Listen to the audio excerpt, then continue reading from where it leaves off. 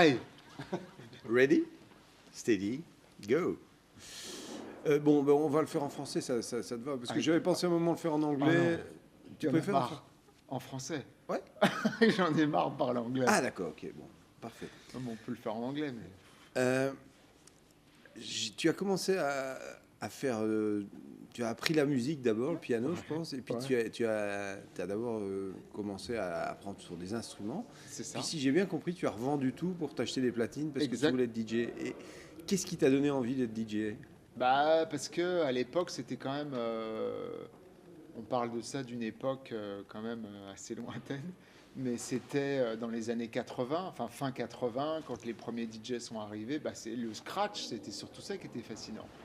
Et c'était quelque chose de nouveau, donc je me suis dit, pour devenir bon en piano ou en trompette, il y a 20 ans de solfège, donc comme j'étais un peu feignant, je me suis dit, les platines, ça a l'air d'être pas mal, et puis comme c'était nouveau, bah, c'était, voilà, c'était... il y avait une telle énergie. Moi, je me rappelle, j'ai vu un concert de LL Cool J dans les fins années 80 où il y avait deux DJ qui étaient d'ailleurs hyper bons à l'époque.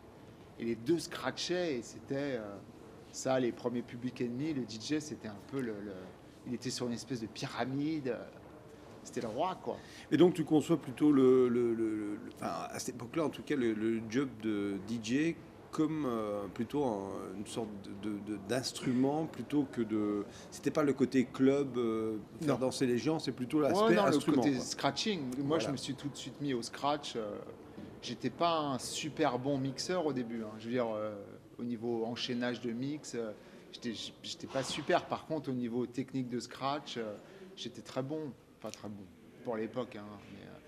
Mais j'étais pas. C'est après que je me suis mis à enchaîner les trucs au tempo et tout ça. Mais au départ, c'était vraiment. Et bon, j'imagine que tu jouais essentiellement du hip-hop, mais j'ai vu aussi que tu jouais plutôt du funk, des choses de ce genre. Ouais, j'ai toujours joué de tout. J'ai jamais. Je peux pas jouer une soirée 2 heures de rap, c'est insupportable. Mais je joue de tout. À l'époque, j'ai toujours joué de tout. Donc, et je continue maintenant. Il y a des gens qui sont assez étonnés parce qu'ils pensent que je joue des trucs où tout le monde s'endort, enfin, comme mes disques. Mais je suis quand même assez dance floor, quoi. J'ai encore joué la semaine dernière dans un club. Le mec m'a dit oulala, parce que tout le monde sautait sur les tables. Et il m'a dit ah c'est super. Bah, je lui dis ouais, je suis pas. Il me disait je pensais que tu allais faire un truc intello. Je lui dis non, un truc intello. Donc j'ai toujours joué de tout. Dans tes prods, effectivement, bon, tu as vraiment explosé dans les années 90. Ouais. On considère même que tu es un peu une sorte de précurseur du trip-hop. Enfin bon, Ouais, c'était... avec Crush et Shadow, Voilà. voilà. Et justement, tu parlais de cette musique, enfin, tu disais ça en riant pour s'endormir, mais en fait, c'est vraiment une musique d'écoute plus que de musique de danse, en fait. Ah oui, complètement. Non, mais c'est pas péjoratif, hein. Mais c'est vrai que mes prods dans l'ensemble sont assez. J'ai du mal à faire des morceaux club. J'aimerais bien, mais j'arrive pas. Donc, je me fais remixer quand j'ai besoin d'un truc, d'un morceau club. Mais c'est vrai que mes disques, c'est plus comme des sortes de voyages. C'est plus à écouter qu'à mixer. Pendant très longtemps, jusqu'au début, peut-être au milieu des années 2000, dans la musique, il y avait vraiment des chapelles. C'était soit hip-hop, soit house. Enfin, il y avait très très peu de passerelles entre les gens. Il y avait bon les Masters at Work Ouais. à New York essentiellement, mais il y avait très très peu de gens qui maîtrisaient les deux. Aujourd'hui, ça c'est un petit peu beaucoup mieux mélangé. Comment Ah, tu expliques ça? la nouvelle, enfin, on va dire les clubbers qui ont entre 18 et 25 ans, c'est vraiment, c'est de tout. Ils écoutent de tout. Quand tu mixes, tu peux mixer de la house, du hip-hop, trap, ce que tu veux, ils dansent. Non, il y a vraiment plus. Bah, je pense que c'est Internet, hein, étant donné que tout est gratuit. À notre époque, enfin, quand on a commencé, c'était qu'il fallait quand même un certain budget pour acheter des disques. Donc, tu faisais un peu attention à ce que tu achetais. Tu pouvais pas non plus tout acheter. Maintenant, étant donné que tout est gratuit, je pense que c'est ce qui a fait qu'ils écoutent de tout en fait, comme ils ont accès à tout. Tu vas sur un site, les sites comme Pitchfork, tout ça, tu as aussi bien du rock, du rap, de la house, donc voilà quoi. Tout est mélangé. Quand tu joues aux États-Unis, en Europe, ou même au Japon, tu as eu une aura absolument Bah, toujours, hein. indiscutable là-bas très tôt. Quand tu joues là-bas, est-ce que tu adaptes tes Ouais, sets? Est-ce que les cultures musicales sont vraiment différentes? j'adapte tout le temps. Je fais jamais. J'ai des playlists, mais je fais jamais. Au Japon, je sais que quand je suis là-bas, ils veulent que je joue vraiment ma musique, des trucs très lents, très instru, hip-hop, vraiment assez hypnotique, des trucs que je joue, que je peux pas jouer nulle part parce que sinon tu vides un dance floor en 10 minutes. Et là-bas, c'est vraiment ce qu'ils veulent. Je pense qu'ils toléreraient pas que j'ai un set un peu dance floor, funky. Alors là, ce serait vraiment le truc. Je serais foutu là-bas si je faisais ça. Ils sont encore très puristes, en fait, c'est ça que tu veux Ouais, dire. puis ils aiment ça. Donc quand je vais là-bas, ils ont besoin de leur hip-hop lent. Et en même temps, c'est génial de jouer 2 heures ou 3 heures de ce genre de musique. Surtout que les mecs, ils sont à fond, quoi. La dernière fois, j'ai joué. Il y a un festival qui s'appelle le Fuji Rock Festival, qui est au Mhm, pied du mont Fuji. mhm. Et j'ai joué dans une tente où il y avait genre 5000 personnes. Et j'ai joué des trucs comme ça. Et les mecs, ils sautaient en l'air comme si tu leur jouais de la jungle, tu vois. Donc c'est assez génial. Donc je m'adapte. Des fois, je joue plus commercial, plus funky, ça dépend. Parle-nous un petit peu de ce que tu fais aujourd'hui. Bon, tu vis aux États-Unis et tu fais des prods. Tu fais quoi, en fait? Bah, je fais euh, plein de choses différentes. J'ai sorti mon dernier album est sorti il y a quoi, 3 ans, qui était qui s'appelait Seven, qui était très, on va dire, trip-hop, dans l'ambiance Blue Lines, Massive Attack, mais moderne, avec des morceaux un peu chantés à la Radiohead. Mais sinon, en ce moment, je vais sortir une compile mixée qui s'appelle Deep Session, fin mars, qui est une sorte de DJ Kicks, mais pas chez cassette, avec un peu de tout, de la house, new disco, hip-hop instru. Euh, voilà, et puis j'ai terminé un album, parce que je fais de la photo aussi. Donc j'ai terminé un album qui est complètement ambiante, mais vraiment ambiante, sans rythmique, sans rien, avec que des bruits que j'ai enregistrés de nature, des pitchés, des nappes. Je suis en train de réaliser un espèce de film photo. Enfin, c'est mes photos qui vont être complètement décomposées et qui vont suivre la musique. C'est un espèce de... C'est presque une démarche à la Brian Eno, ça. Ouais, ouais, mais j'ai toujours fait mes pochettes.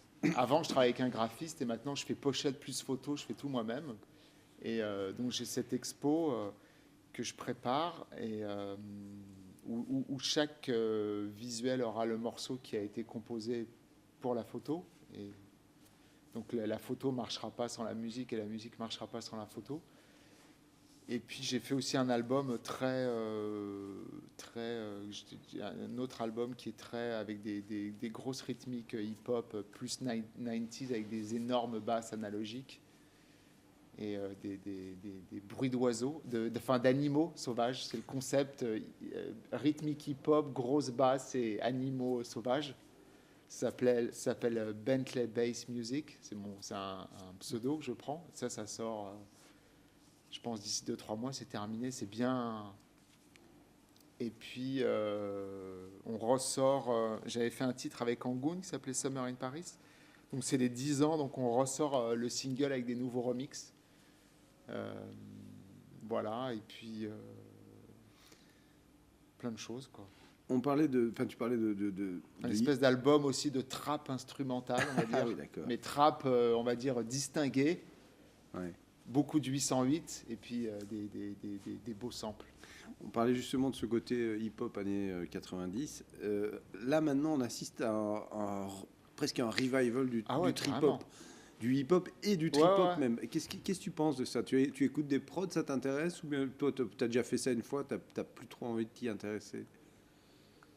Bah, je sais que les gens aimeraient que je refasse mon premier album indéfiniment, mais ouais, non, je trouve ça génial dans les nouvelles scènes de hip-hop new-yorkaise où tu as l'impression d'écouter des trucs des années 90, là, les Joey Badass et tout ça, où c'est carrément.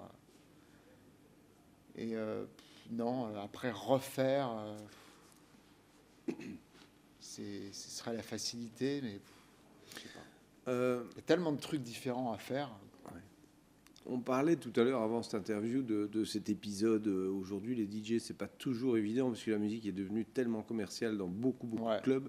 Il y a parfois des DJ super renommés qui se font un peu jeter par les promoteurs parce qu'ils estiment que c'est pas assez commercial ce qu'ils font. Et on évoquait ce cas de DJ Shadow. Est-ce que ça t'est déjà arrivé? Et puis, qu'est-ce que tu penses de ça? Est-ce que tu penses qu'il vaut mieux éviter les gros clubs? Ouais, non, il faut checker avant. Moi, je sais que avant de dire oui, je check systématiquement parce que c'est insupportable. Alors, tu as des DJ, dont je tairai le nom, qui se disent tu t'en fous, tu prends le cash et même si tu joues un. Mais bon, il y a des endroits où moi, je sais que je dis non parce que. Et puis, aller faire une soirée à jouer du David Guetta alors que c'est pas ta musique, tout ça pour le cachet. Moi, j'ai passé l'âge, je reste chez moi. Maintenant, c'est des parties, c'est des soirées où je suis bien traité, bien logé, j'y vais, sinon je fais autre chose, quoi. J'en ai trop fait, quoi. Il faut qu'il y ait vraiment un côté plaisir, sinon c'est pas la peine, je reste chez moi, quoi. D'accord. Ça t'arrive de sortir en club, toi, ou Ouais. d'aller dans des soirées en dehors du fait que tu es DJ Ouais, bien sûr. Et tu suis des DJ en particulier ou c'est pour la soirée que tu y vas? Non, les deux. Je sais qu'il y a des soirées où c'est des bonnes soirées, des bonnes ambiances où j'y vais pas forcément pour le DJ mais pour la soirée parce que sinon je suis des DJ, quoi. Bah justement, c'était ça la question. Quels sont tes DJ qui te paraissent les plus intéressants aujourd'hui? Tu n'es pas obligé de les citer tous, mais peut-être un ou deux. Enfin, qui t'a scotché récemment? Bah, c'est ce que j'ai vu, mais alors c'est quand même très spécial comme musique. Alors est-ce que ça m'a scotché parce que c'était nouveau pour moi? C'est un mec qui s'appelle DJ Rashad, tu vois ce mec-là, qui fait une espèce de, ils appellent ça de la footwork, là, une espèce de house hyper rapide et en même temps ça va entre 160 BPM et 80 avec des samples de Roy Ayers. Il a sorti un album sur un label anglais qui s'appelle Hyperdub, tu sais, label de Burial, tout ça, tous ces trucs électro. Là. Et c'est un mec de Chicago et je l'ai vu, j'étais complètement hypnotisé, quoi. Parce que en même temps, c'est hyper rapide, mais quand je te dis, tu te dis, au bout d'une minute, tu vas faire une crise de tachycardie. Et après, c'est 2 fois plus lent. Et c'est tellement soulful, parce que le mec sample, je te dis, du Roy Ayers. C'est super beau, sa musique. Et lui, il m'a carrément scotché, quoi. Et dans tous les DJ que tu as vus dans ta carrière, est-ce qu'il y a quelqu'un... Après, la semaine dernière, j'ai joué avec un mec qui s'appelle Crazy P, tu vois. Ouais, très bien, ouais. Excellent. Ah oui, il est fantastique. Lui, mais il joue quoi plutôt? C'est plutôt de la house quand même, lui? Ouais, New Disco. New Disco, house. Ouais, disco, New Disco. Mais vraiment, lui, mec d'Angleterre, là, j'ai vraiment super mix. Oui, je disais, est-ce qu'il y a un DJ qui t'a vraiment impressionné et qui t'a vraiment donné, qui t'a inspiré, quoi, en dehors des deux de LL Cool J dont tu parlais tout à l'heure? Bah, il y a Crush au départ, forcément, Shadow. D'ailleurs, on a fait une tournée ensemble avec Crush là, il y a 2 mois. Et Crush, c'est un mec qui m'hallucine toujours. Il a 56 ans, il est en train de scratcher. Tu te dis, bon. Et on a fait une date c'était il y a 3 semaines. On a fait Crush, moi et Vadim, dans un théâtre à Londres qui s'appelle Coco. Et c'était démentiel. On a fait sold out, 1800 personnes. Et là, on prépare une tournée pour les festivals d'Esté où on va être tous les 3 sur scène. Genre le gros revival, trip-hop. Et c'est génial parce que un truc qui m'a toujours angoissé, c'est de vieillir et d'avoir mon public qui vieillit. Ou alors tu te retrouves à mixer dans une soirée, tu n'as que des mecs qui ont entre 35 et 50 balais. Et ce qui est génial, ce que je m'aperçois de ça depuis quelques années, c'est que j'ai la moitié des gens qui viennent me voir, ils ont 18 ans et ils me parlent de mon premier album. Et je dis, c'est une blague. Et les mecs, ils connaissent tous les trucs. Donc c'est génial d'avoir un public qui te découvre, quoi. Super, magnifique conclusion. Ben voilà. Merci beaucoup.